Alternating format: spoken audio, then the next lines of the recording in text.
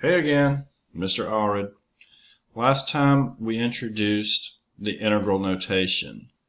Was this little squiggly little guy here. What you usually see with it sometimes is some endpoints, a to b, a function which we talked about relating that to the Riemann sum as a height of a rectangle, and a dx, which is a change in x, which we relate to a width. Okay. And if we evaluated this, we said this is a definite integral, so it should give us an actual number in the end. But the function we get when we integrate little f, we would generally call capital F. Now, we can call these functions anything we want, and Khan Academy does, which is where we're kind of working. So let's just kind of dig in and get used to the relationship between a derivative and an integral. Okay. So I want to kind of go through this example here and talk to you a little bit. You can see it. Basically, it says this is a graph of h. Okay, that would be the blue line that was here that I've kind of covered up to save some space. But h is the function that we're talking about the height of here. Okay, and it's saying when we apply this area formula to h from -4 to whatever, we're going to call it g. So instead of having the original function be lowercase h and the integral be capital H, they've just given it a whole new name. So that lowercase and that prime relationship that we looked at, that's if we want to call them by the same name. We need some way to determine that. But if we're going to make up new names, we can call them anything we want. But what this over here on the right hand side is asking us with this integration to find the area under h of t, which is here, from -4 to whatever x might be. And over here is -4, and eventually down here they say we're going to find g of -1. So that's the input of g, and x is the input of g, which is the right side bound or the upper bound of the interval for integration for the area.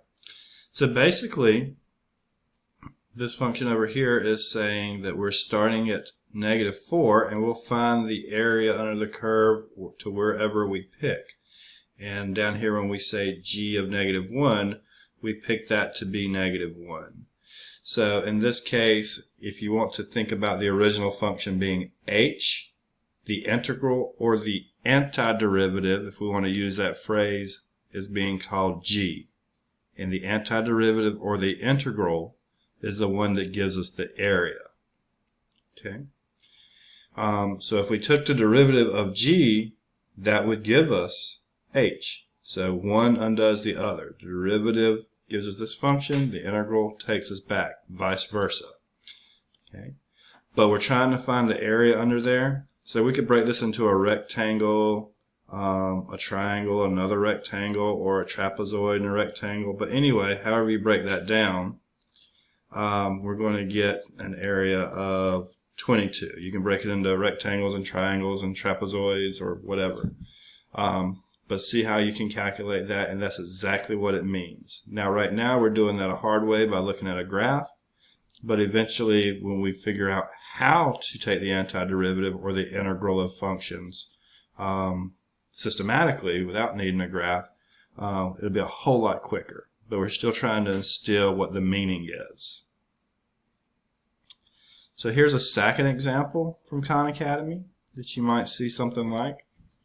And basically, instead of giving this function over here a name on the right hand side that we're going to integrate, they just put the function there. So t squared minus t all over the square root of t. So that is a nice little rational function. That's the function. They're saying if we integrate it, we get g. So we could have this function being h and the integral or the antiderivative being g, and that would be fine. But what they're saying here is if we want to do this, they're asking us to find the derivative of g at 4. Well, let's establish this relationship.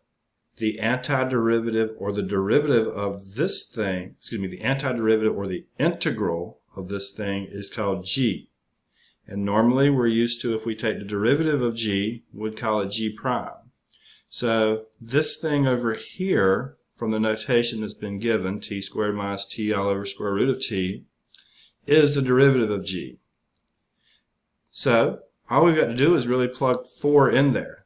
The way they've written this, if the integral is g, then the derivative was the original function. So I just stuck 4 in here, did all the calculations, and got 6.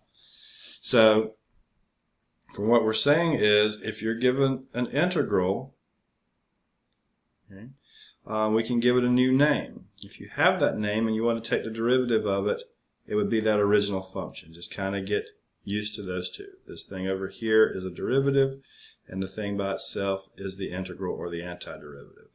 Okay. Next, we'll see how we can take integrals of certain simple functions.